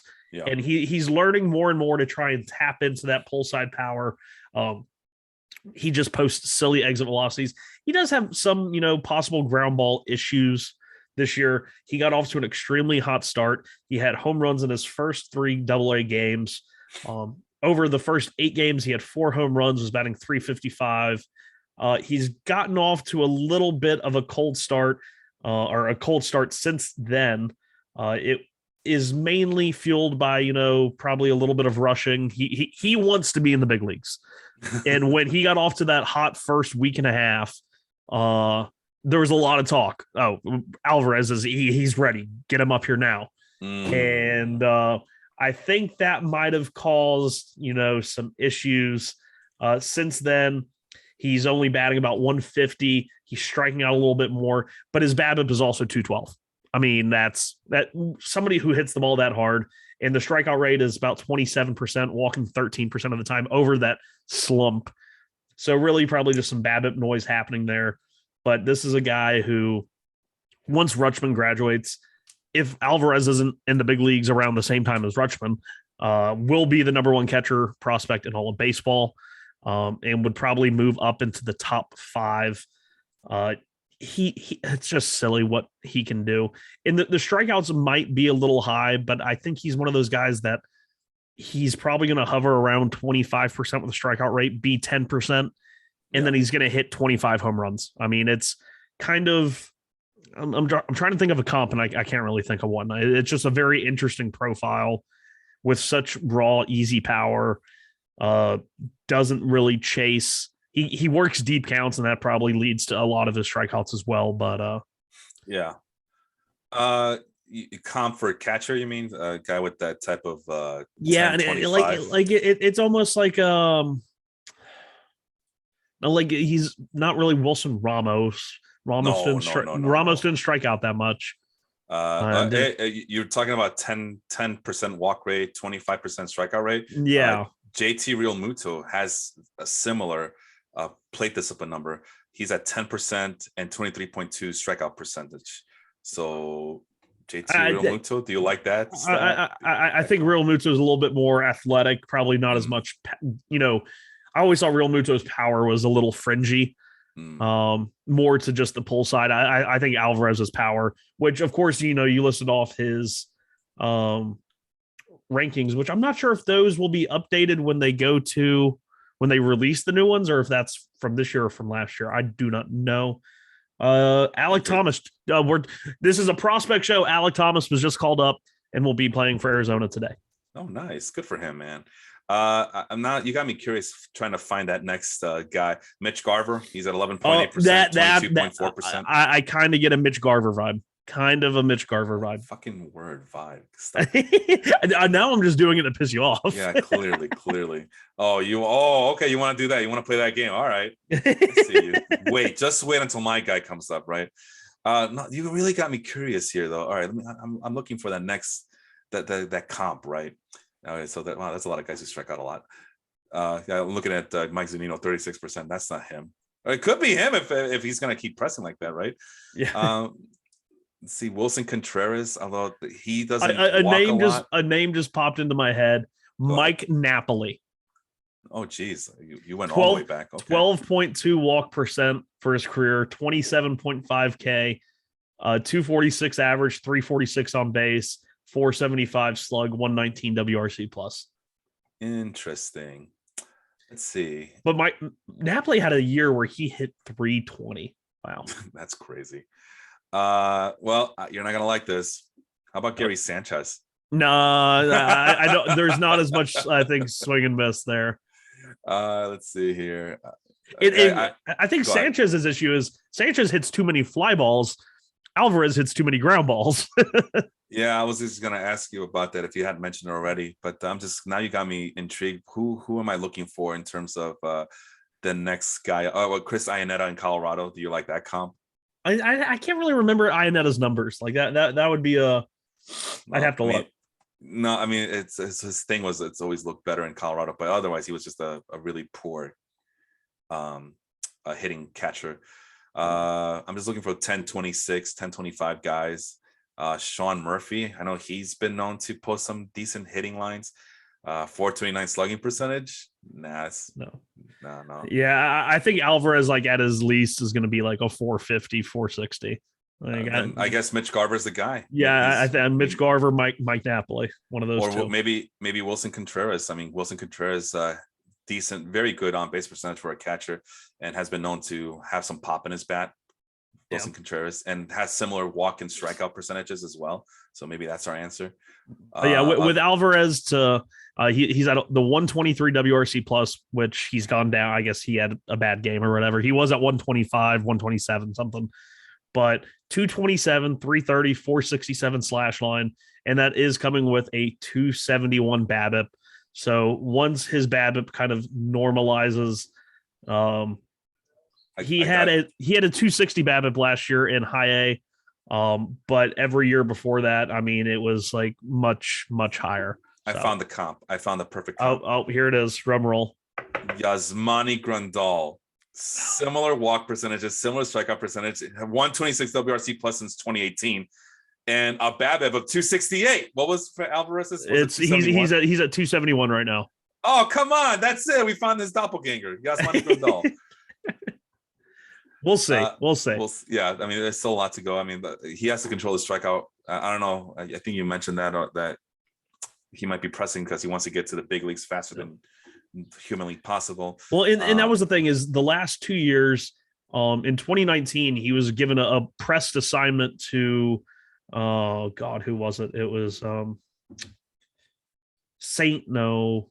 it was stateside somewhere, and he played the first like 30 something games, that was all in rookie ball. In 2021, that's what it was. He was sent to St. Lucie, and at 19 years old in low A ball, or just A ball now, walked 22.5% of the time, only struck out 10.5% of the time, put up stupid numbers.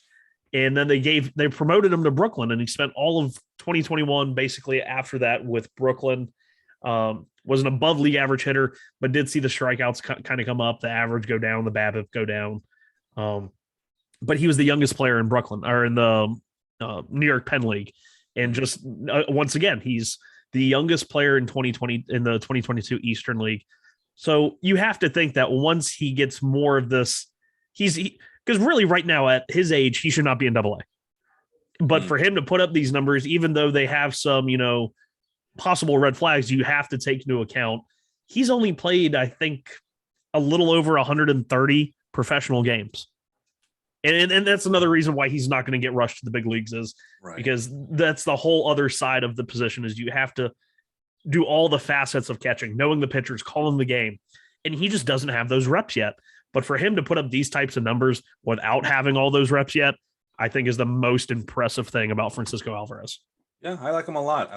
But there's still a work in progress, even with the hot start he's having, for sure. All right, let's move on here. Robert Hassel III. So I went from Michael Harris II to Robert Hassel III. I only want royalty in my list here, Sean. Just the Royals. I want all except for the Kansas City Royals. All right, Hassel III, 20 years old, high A ball. Now we're moving to our high A guys, center fielder. So this is a guy. That. When I was checking the high A ball guys, I kind of started to panic because there was like a big list of guys I haven't heard. Because I'm not like you. I don't do dynasty leagues like you do, or especially deep ones with like 30 people involved. I know enough to get by, but not like I see the names like, holy shit, how am I going to filter this through? And then I saw Robert Hassel's the third name up on the list of WOBA leaders and the leaderboard. And I got excited. Hey, I know that guy. I'm just going to go with Robert Hassel III. I know that guy. And it turns out that he's the guy of my dreams. That's the guy I've been I might have to add him to my Christian Yelich lineage. So Christian Yelich, Jock Peterson, Jared Kelenic, Josh Lowe, and now Robert Hassel. I'm always looking for that next Christian Yelich guy, and I may have found him by accident. 6'2", 195-pounder, lefty bat. Again, team rankings not available probably for the Padres as of yet, but he's 51st overall in the Fangraphs 155. 2023 ETA. Wow, ETA of 2023. That's next year, Sean. Yeah. For a 20-year-old. Okay, we'll see about that. Here is the grades: 35 out of 55, hit tool 30-45, game power 45-50, raw power 55, speed, and potentially can go up to a 50 graded field. So when we're talking about toolsy guy, he has all the tools. He goes to Home Depot and he doesn't need anything because he has all the tools. 50 future value. Here's what I wrote about him. Center fielder with promising power speed combination, can limit strikeouts and take walks, needs to decrease his ground ball percentages, but is able to spray the ball everywhere. So Sean, what do you have to say about that? It makes me wonder how exactly those ground balls are spread out. Is he hitting a lot of his line drives and fly balls to the opposite field and pulling all of his ground balls? Because he does have a very high oppo percentage. Yeah. Are they shifting him and he's purposely beating the shift? I don't know, but I see that ground ball percentage of 59% this year. And last year it was 52% at the majority of his 92 game season in A ball. That's worrisome, but we'll have to see. Obviously it's working for him now, but 59% ground ball rate, and he has a 395 BABIP.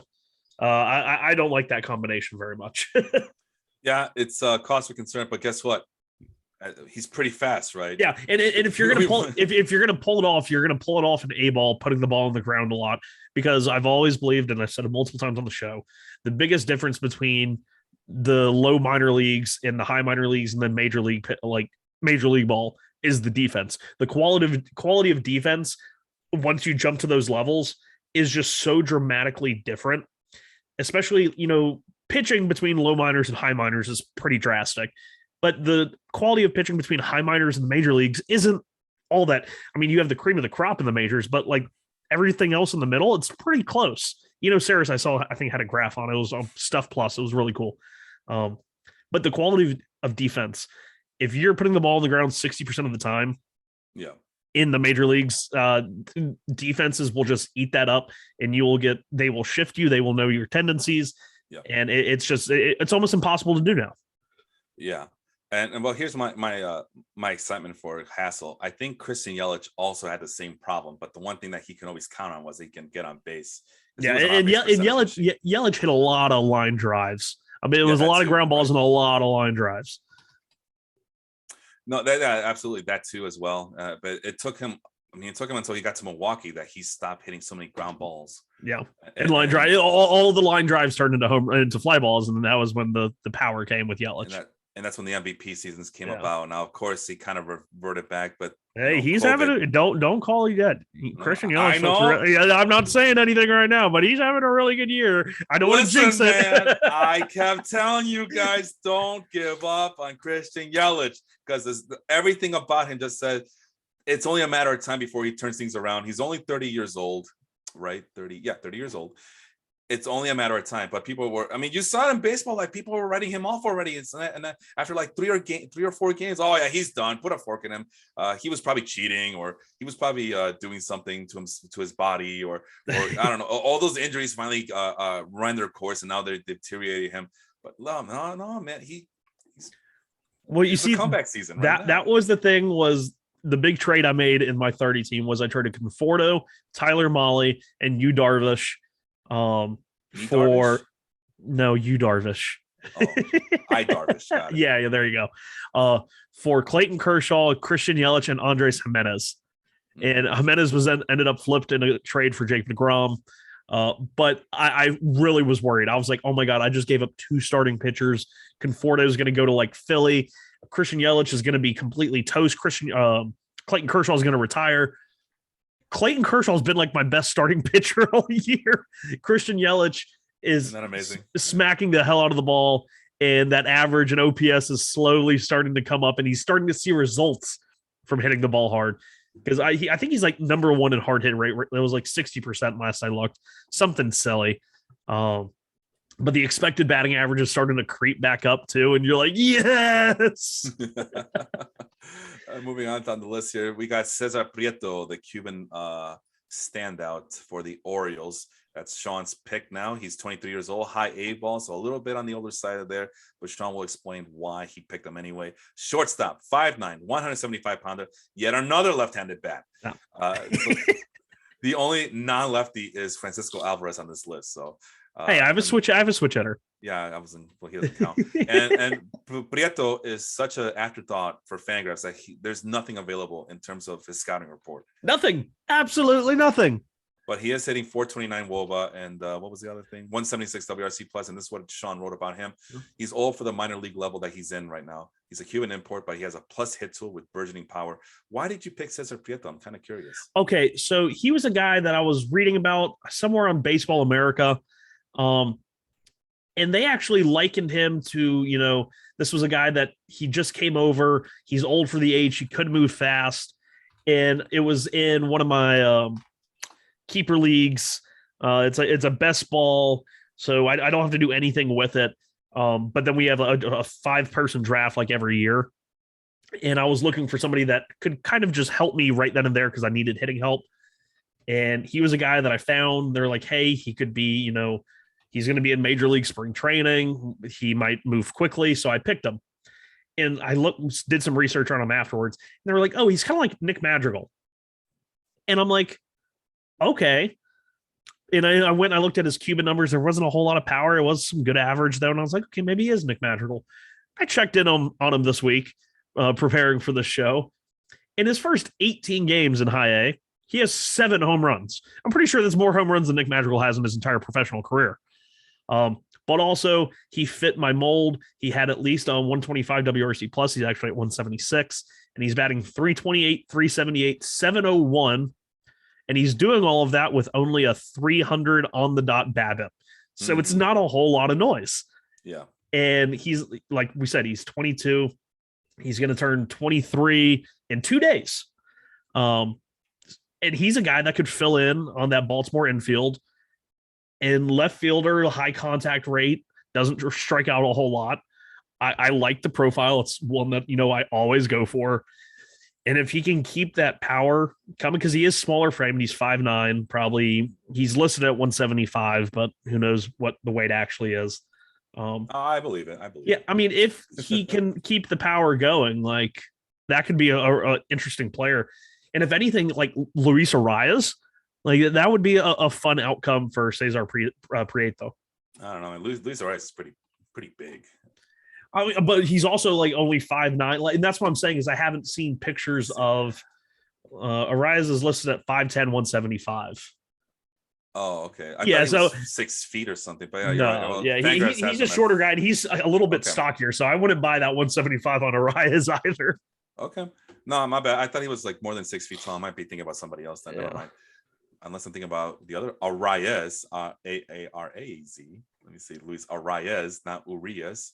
Okay, so they're both short. I think they're both short. Everybody's they're second baseman. Come on now, everybody knows that's where the pipsqueak plays on the field. Yeah, exactly. Okay, never mind then. All right, just a fun with Spanish here. Cesar means I found out that Cesar means thick head of hair, and Prieto means either tight or dark. So we're gonna go with dark. So either he has a thick head of dark hair, or Cesar, as you know, Caesar. That's Czar. He's the Roman emperor, the royal. Yeah. So he's the Dark King. Okay, so he's not really big. He looks kind of ripped, honestly. I'm kind of... Which one? Urias or Arias? Prieto. I know what Arias and Urias look like, but this guy is like, I'm trying to figure out, like, okay, maybe I'll buy some of that power then. You've heard of country strong, right? Well, this is Cuban strong. You know how those Cubans are. But yeah, I'm going to go with the Dark King. That's going to be his nickname, Dark King. All right. And we're almost done here. Our next guy. Wait. Hey, listen, Sean, we're just heating up, right? We're just heating up right now. No, stop it. Guy. Mute in 5, 4, 3, 2. We're heating up. It's cold outside, but now it's warm. We're supposed to get a nice, beautiful Mother's Day today because it's warming up. Warming Bernabel from the Colorado Rockies, or was it Warming Bernabel? Warming Bernabel. Do you feel better now? Yeah. Oh, I'm just getting started, brother. He's an A ball. So now we're. Would you say you're just warming up? Yeah, I would say that for sure. I'm heating up, warming up with Warming Bernabel. So now we're at the A ball section here. So not high A, but A ball, just regular A ball. 20-year-old third baseman, 6 foot, 180. So yeah, another short guy from me, right-handed hitter. Oh, I just realized I also picked a bunch of left-handed hitters. Okay, so you and I are don't give me hell. I'll give you hell, all right. The number 7 prospect in the Colorado Rockies system, but not ranked in the Fangraphs top 175. His ETAs of 2024. 35 out of 55 hit tool, 35 out of 50 game power, 45 out of 50 raw power. So not as impressive power grades like the other guys, but it's still something's light in there. So 40 speed out of a third baseman. I guess that's not too shabby. And his fielding can go as high as 50. So a future value 45. Here's what I wrote about him. So I know nothing about about A ball players, let alone high A ball players. But A ball players, now it's getting, now you're really, I'm reaching here. But I had to filter so much just to make sense, just to whittle it down to one player. And Bernabel was one of 4 players to have more than 6 stolen bases, 4 doubles, and 4 home runs. So I'm looking for the power speed combinations if possible here. He has a pretty good walk per strikeout ratio for a guy of his age. And has a very low line drive percentage, and he likes to pull everything. But I saw a video on him really quick, Sean. I saw a video on him, and one of the things that Fangraphs wrote about him on this report was that he has one of the prettiest swings that you'll ever see. And brother, I'm here to tell you, he definitely has a very pretty right-handed swing. Well, just scouting the batted ball stat line here, he's already hitting like he knows he's going to play at Coors Field. Because like you said, not only is he pulling everything, and he's pulled everything for his entire minor league career, never posting a pull percentage lower than 52.2%. Holy hell, which could be a bad thing, could be his undoing. But you look at the ground ball rates. The ground ball rates are not all that high, and the fly ball rates. 2022 is his lowest one at 44%, but every single stop before that also 52% fly ball rate. Holy crap. So this could either be a really good thing or a really bad thing. The only other fluky part about it is that his pop-up rate is it's like extremely low for his career levels. So that is a cause for concern as well, because he's been known to pop up a lot, but maybe he fixed something in his swing. I don't know, Sean. Okay, so we'll see. I'm looking at his fly ball percentage, and then you look at his infield fly ball percentage. Wait, what was 2021? That was 21 games, and they're almost identical. Half of his fly balls were in. Oh, okay. That's okay. Hey, man, that's teenagers trying to figure things out, man. That was but then in the next one, it's 37% of his 50. Oh, and it's like that for every. Well, I mean, they're like 30 game sample sets. So, and he's 17, 18, 19, whatever. That's part of the fun. We're trying to figure out what's real, what's not. And I think you might have something here by saying that he looks like a guy who knows he's going to be in Coors Field. So yeah, because I mean that's a profile that plays well at Coors Field. Exactly. But it could just, if he doesn't hit hard enough, he could just have he might be like a 210 hitter. Like honestly. But can he hit 40 home runs? Or, I'm sorry, not that's too much. But he can hit 25 plus home runs, right? Yeah, and it looks like he has good contact ability. He doesn't strike out a whole lot. Let me add him to my list real fast and see what his swing strike rate is for this year. There he is, Warming Barnabel. Oh God, well, I feel like we're butchering his name, honestly. No, it should. I think. 11.6 swing strike rate. He's not swinging and missing all that much. I forgot where he's from, but I mean, obviously he has to be Latino. But if you want to Latinize it or Hispanicize it, Warming Bernabel. Yeah. Where is he from anyway? I'm about to look because now I want to know. You're looking that up? All right. Yeah. Well, 6 stolen bases in 23 games. Go ahead. The Dominican. Oh, of course he is. Okay, that makes sense. So if you, if I'm doing this right, if you extrapolate that to a 90-game season, that's 23 stolen bases right there, brother. Out of a third baseman to go with the power numbers that he's shown so far. And he's not like a huge, big-bodied guy that won't be able to run in a few years. He's 6 foot 180. So yeah, I mean that's a lot to like. Maybe with that, maybe he'll get switched to second base because then maybe they'll realize that he'll play better in the middle infield, especially at second base. Maybe I'm just really confused by those infield fly ball numbers because that almost those are so high it almost seems like a bug. No, I mean it's kind of like how we talk about Nolan Arenado, right? Not that former Rockies player, right? Yeah, well, that's what I'm. That's kind of the vibe I'm getting here. Is the pull, but even like what were his infield fly ball rates? Like they couldn't have been that high. No, because Arenado has always been a line drive hitter. That's always I'll give him that much credit. He's always been a really good line drive hitter all his life. It seemed like, but he has 86 home runs. Bernabel does 86 home runs and 86 at bats, only 4 home runs, but that's a home run every 21 and a half at bats. So that's not too shabby either, even for a guy like that who has been known to hit for a high pop-up rate. Go ahead. You have something. Yeah, I'm just saying that Barnabel is even pulling the ball and hitting it in the air more than Arenado was in the minors and even in the majors. So yeah, because Arenado was always a line drive hitter, right? Is that how it was? I mean, he posted solid line drives, but he also posted really high fly ball rates. I always felt like his line drive fly ball rate combo was like always tops in the league. Oh yeah, I see it. Yeah. Oh, never mind then. AAA 2013 Arenado 37.9 ground ball rate, 44.8% fly ball rate with a pop-up rate of 23.1. It's not as bad as Bernabel's, but I mean, I guess 23% is not that high. I mean, I've seen some pop-up rates of 60% in the minor leagues. I feel like that would just be like a sample set thing because it's like so many, like so little games, and right. 23 this year. He played 21, or he played 43 combined last year. But I don't know that I've never seen numbers that high for infield fly ball. No, they can get higher than that, as we've seen. Right now, there's a guy in. Let's see if I could find them in the league. I already took it out. Never mind. My bad. Unless I can go back to my other list, because as we know, we have like a million lists going at any time. Or did I just close it? You know what, brother? I think I probably closed it. Never mind. So anyway, but I did see someone at 66%, which It's kind of funny to me. But at any rate, I'm hoping that I still have that. Nope. All right, let's move on to your guy, Shervyen Newton, another Mets player here, and that's how we're gonna finish the show. Sean's guy, 23 years old, still at A ball, so second baseman, 6'4", 209, so a big guy for a second baseman. Switch hitting hitter, the number 9 ranked prospect as of the 2021 report. ETA was for this year. But I don't know, A ball for an ETA for this year. What happened there, Sean?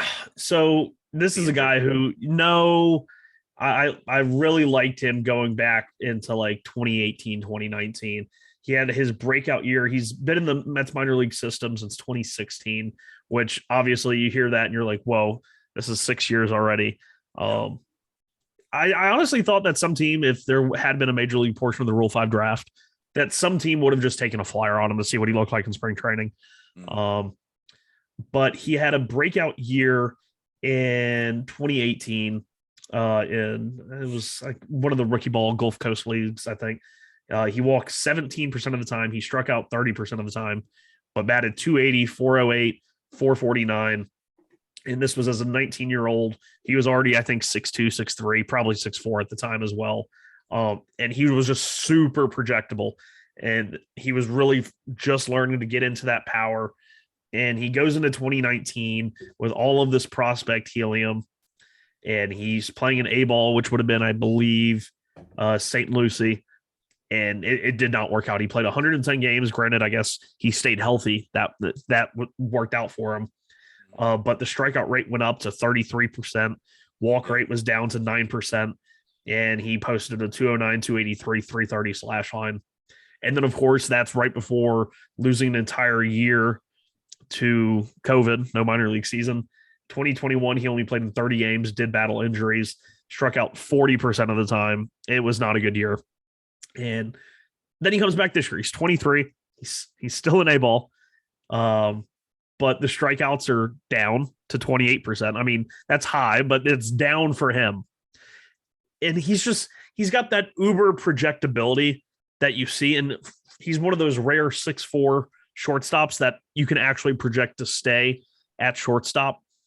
And he's capable of high walk percentages this year so far through the first 23 games. He's batting 309, 380, 568 with a 171 WRC plus.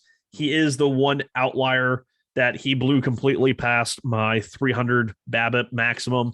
He's at 404. But I like seeing the strikeouts come down. He's got 4 home runs so far. And anytime you just see someone that's 6'4" and he's got like the long levers, you just know that there's potential there. It needs to get unlocked. And I don't know. I'm never going to give up on Shervyen Newton. Like, if he makes it to AAA, like, I'm going to consider that a success because he's been in A ball for 3 years now, and it's kind of like the Esteban Florial thing. Like, that's why I never liked Esteban Florial. He was such a highly rated prospect, but he spent every year after year in A ball, high A, back to A ball, back to high, and I'm like, no, that's not how this works. But Newton, I think at the major league level, if he ever did get there, he would be one of those infield versatile guys, can play short, third, second, play all over the field. And a guy, as a switch hitter, I'm really not sure which side. I think he's better as a left-handed hitter for power, but I think he's a natural right-handed hitter. Maybe that's what he needs to do. Maybe he needs to give up switch hitting. I don't know. Also in 2019, it looks like he got a shoulder injury, so that's why I asked if there was some sort of injury that kind of derailed his progress. Yeah, I think it was 2021. I didn't think it was 2019. I thought it was 2021 because that was the year that I'm looking at it. Okay. CBS Sports. I do remember him having a shoulder injury. I thought that was just last year, though. Yeah, I'm trying to figure out when that injury happened, but yeah, he started the season on the IL back in 2019 because of that shoulder injury. Yeah. And they were describing it as a quote unquote minor shoulder injury, but I don't know, man. Shoulder injuries and hitters, not a good recipe for success there. So, also, you mentioned him as a shortstop. That's how Fangraphs has him, but over at CBS, in terms of fantasy for position eligibility reasons, he's listed as a second baseman. So that's what. He's played all over the field. In 20 or so far, he's played 20 games at shortstop in 2022. Yeah. One at second base. In 2019, he played a lot of second base.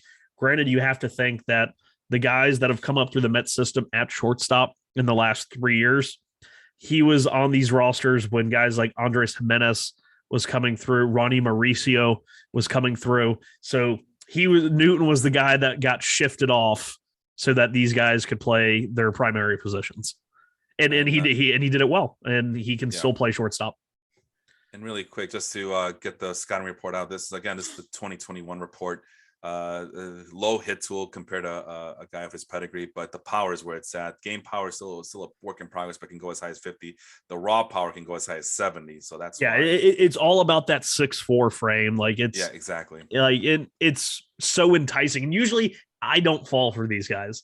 But this was a guy that before I knew any better, I saw his numbers in 2017, 2018. I was like, wow, he walks a lot and he's 6'4" and he could hit for a bunch of power. And I just fell in love with the profile. And I guess he burned me, and I stayed away from a bunch of other guys like that. But here I am. I'm coming back around on Shervy and Newton. Well, and the speeds is 50-50, but it has never translated to stolen bases. So I wonder what that's about. I think it's one of those, he has like the good top end speed, but it's hard to get that 6'4" frame chugging from a standstill. Yeah, I mean, the acceleration is not as quick as some other guys. Like you can imagine, like a guy like D. Gordon, who's able to just boom, boom, right. And a future value 40 here, but again, that's the 2021 report, and this is what Sean had to say about him. Besides all the things that he did say about him, he's all for the current minor league level, but he's a Curacao native. I was wrong. He was actually born in the Netherlands, but he did grow up in Curacao. Okay, so Dutch, he's a Dutch native, Curacao native. I mean, he's from Curacao. Third year in A-ball, like you mentioned, high risk, high reward. Yeah, I mean, with the raw projections that Fangraphs has and all the things that you mentioned, it definitely could be someone, a sneaky pick, right? Someone that no one expected to come, late blooming prospect, right? So, and he's like the complete afterthought after so many down years. Yeah, well, I mean, this is what this show's about. We want to give guys who people might have forgotten, the Luis Garcias, the Jonathan Indias of the world, another look, kick of the tires, right? But no, this is, like I said, I love these. Next week, we're going to do the minor league pitchers, the same format, 2 AAA players, 2 AA players, 1 in high A and 1 in A ball, as we're just trying to figure out, all right, who's coming up next? Because waiver wires, I mean, we talk about it, Sean, it's thin. I talked to you about how I had to pick between Hae-Sung Kim and see if I can make room for Tyler Wells. Well, the other option would have been a guy like Sheldon Noisy, who last week's show, or was it 2 weeks ago, we were not, all three of us were not very high on him. So, and he's been struggling of late again too, I think, right? Didn't he strike out like twice or 3 times in the previous game? I don't know. something stupid like that. So, I mean, the high strikeouts are rearing their ugly head once again for Sheldon Noisy. So why not keep an eye on Michael Busch and see if he gets called up, and maybe the Dodgers will give him some regular playing time, or better yet, Sean, maybe he'll get traded. Maybe. Yeah. So quick question before we sign off here. Go ahead. Bring it back to the Baseball Life fantasy league. What did you think of the trade? The first blockbuster of the year. Oh my God, it's so unnecessary. Why? And it's funny because I'm not even the big Bo Bichette guy. Anytime we talk about him, I'm usually the low man on him. Yeah. But for those that don't know, I traded away Anthony Rizzo, Spencer Torkelson, Corey Seager, and Blake Trinan, and I received back Bo Bichette, Michael Kopech, Stephen Kwan, and Trey Mancini, who has since been dropped. I don't know. I put it out on Twitter, and it got pretty favorable, 50-50, great deal on both sides. But it was one of those, the people that did pick Bichette, they said, you go with the best player in the deal. And even though I don't think Bichette could be the best player in the deal, I know that he is, consensus best in the deal. And of course, Andrew probably got his best outing from Bichette the week that second through the fifth. Bichette went out there and had, let's see, right after he traded him, it would have been, 2 hits on the second, 2 hits on the third, 1 hit on the fourth, and then 3 hits on the fifth. So right as Bo Bichette's getting hot, the trade was already locked in, and we'll see if hopefully I can keep Bo Bichette going hot And then we'll have Bo Bichette, Jose Ramirez, Jordan Alvarez, Kyle Tucker. I know you got Soto and Guerrero, but I'm feeling a little toasty over here. Yeah, you should feel toast. I mean, I think this was steal for you. I mean, no disrespect to Andrew, but this is you got 2 first basemen back. Although I didn't realize that Torkelson was now qualifying at third base, so I guess. But that's still I mean, because the big thing for Andrew was that he was looking for hitters, and he gets Anthony Rizzo, who Anthony Rizzo was like leading the league in hitting. Like he was one of the best hitters in April. We saw it was a sell high. It was a sell high, buy low, and that's what I wanted. Yeah, for you, it ended up being a sell high. But I mean, we've seen Anthony Rizzo been not himself the last 2 seasons either. But Rizzo in New York, if he gets comfortable, that is with his contact ability, could be a perfect fit in Yankee Stadium. I just wanted to bring up the biggest blockbuster in the first episode back since it's happened. Hold on, we're talking about a guy in terms of potential, but he's already 32 years old. We know what Rizzo is at this point. Yeah, but in Yankee Stadium. Come on, that's stuff like that. So his high was 32 home runs in 2017, right? Or 32 home runs was always his cap when he was playing at Wrigley Field. So what? We're gonna suggest at 32 years old he's gonna hit 45 home runs. He's gonna hit more than that. 32 home runs one of these days. What are we talking about here? I mean, I want to see. You said his high was in 2017, 2016 as well. Okay, was it both 32 each time? 2014, 2016, 2017. So let's just call it 32. The expected home runs for Baseball Savant only goes back to 2019. Darn. Oh, okay. Darn. But before that, if you just want to look at recent history, I mean, his home run power was already dropping in 2018 with 25, 2019 with 27, and his batting average went down as well. But it might have to do with the shift. And this is a keeper league, so maybe when the shift goes away, maybe you'll see some decent numbers again. But the other concern was his on-base percentage, and one thing that we love Anthony Rizzo for, that was dropping as well. Well, so, in 2021, which of course he did spend the last couple of months in New York, he hit 23 home runs. His expected home runs by park, if all of those home runs had come in Yankee Stadium, which obviously we know they won't because he only plays half his games there. His expected home runs by Yankee Stadium, 32. That's +9. So give him another 4.5 home runs. He's already off to a hot start this year. I don't know. I think he's a guy that could age very gracefully in Yankee Stadium. I don't think so. I think there was concerns about him from the get-go, and it's only going to be masked by the idea that he's at Yankee Stadium. Meanwhile, Spencer Torkelson. Okay, so Spencer Torkelson, we all like them, but he's a work in progress. If we weren't resetting after next year, I wouldn't have traded him. I wouldn't have made this deal. But I figured, hey, Torkelson, he'll have a couple of years to get the kinks out of everything. And if I really like him, then I'll just draft him next. That. But Andrew was looking for bats. He was looking for bats, and he went for a guy who's still trying to figure things out on the major league level. And he got Rizzo and Seager.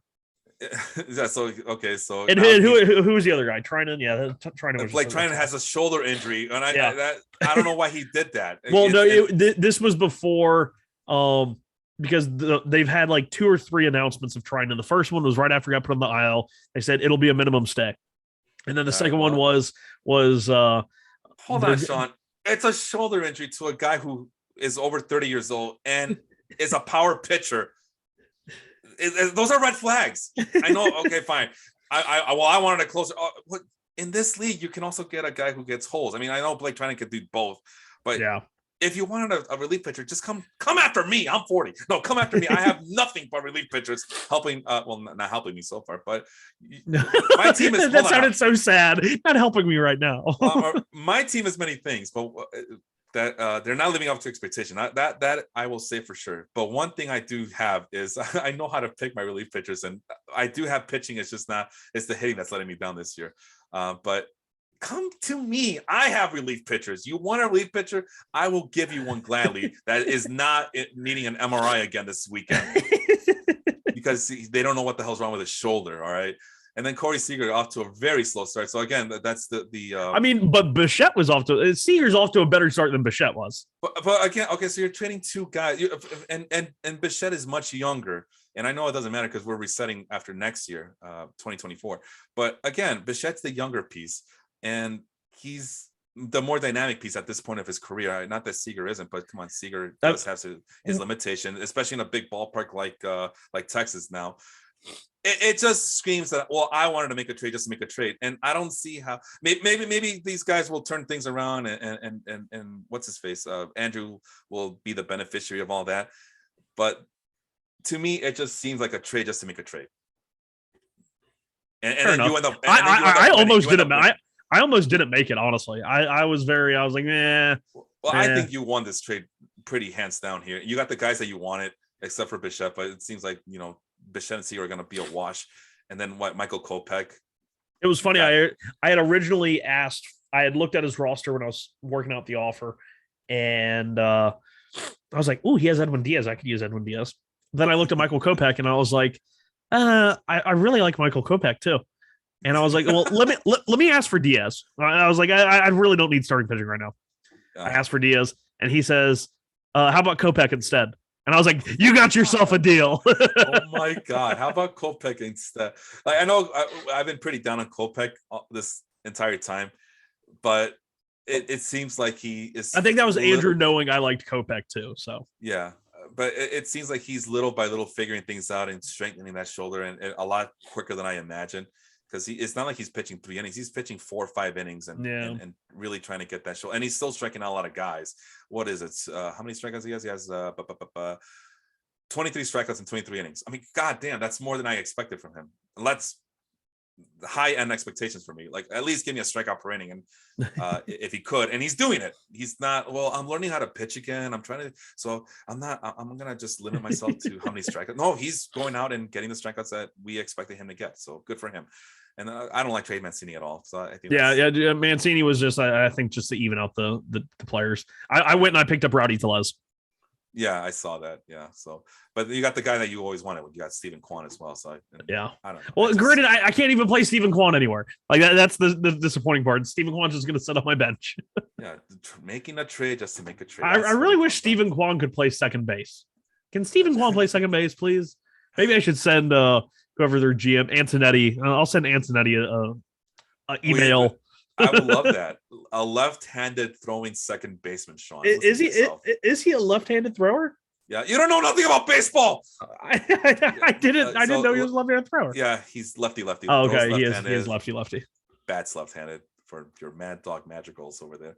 Speaking of Madrigal, last night for Mother's Day celebration at my mom's house, we saw Encanto for the first time and saw the Familia Madrigal. Oh, there you go. So by proxy of association, does that make your team part of the Madrigal family, or is it just Nick Madrigal who's part of the Madrigal family? Hey, I'll just say this: magical things are going to happen for my team this season. Those are your final words there, Sean? Those were the final words. That was the best I got. All right. Well, like I said, we'll be back for our minor league pitching review next weekend. For Sean, I am Felipe. Have a wonderful Mother's Day, and we will talk to you soon. Take care, everybody. Adios.